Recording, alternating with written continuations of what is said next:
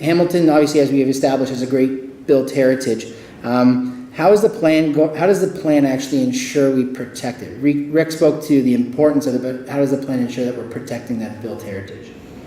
Thank you. I think it's been for a while, since 2001, the original Downtown Secondary Plan, Council did recognize the importance of preserving heritage properties.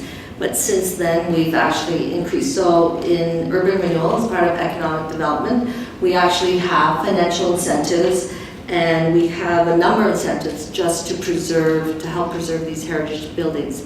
So a heritage building is a designated parts 4 and 5 on the Ontario Heritage Act. So we have different incentives. Some is to preserve the structural integrity of that building. So we have grants, and we have we'll do grants for structural studies as well as the actual work. That's up to $150,000 that we will help out on those properties. Even for single-family homes that is designated heritage, we have smaller grants, $1,000 to $5,000, and also we have a community loan program, which is interest-free, $50,000 up to 10 years. So I think the cities really recognize that heritage properties are one of the assets that the city has that newer communities don't have to offer.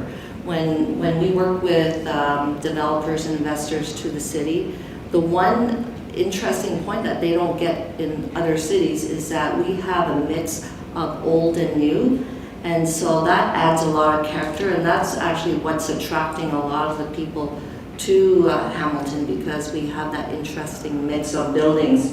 So the incentive programs that we have, for example, just last week there was a grand ribbon cutting of the William Thomas Student Residence building on James Street North, and that, they took down piece by piece every stone and numbered it, and it all went back up to preserve that heritage.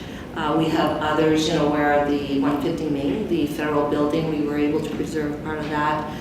There's a report going forward tomorrow at GIC for 18 to 28 King Street each, which is the Blanchard properties. Originally, they were thinking of demolishing all those facades, and with the help of Councillor Farr and talking to Blanchard, we were able to tweak our programs to make sure that those heritage, and they decided to preserve all 5 facades. Excellent. And I can speak to the desire and the appetite for people to go after these heritage buildings.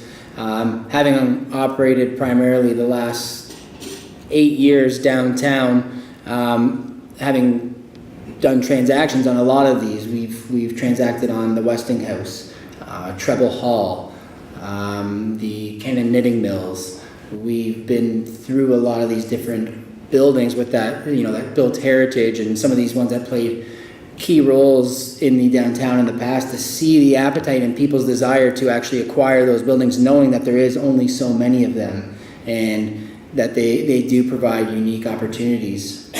Recently, speaking with the new owners of the Westinghouse, he's achieving rents there beyond what he anticipated.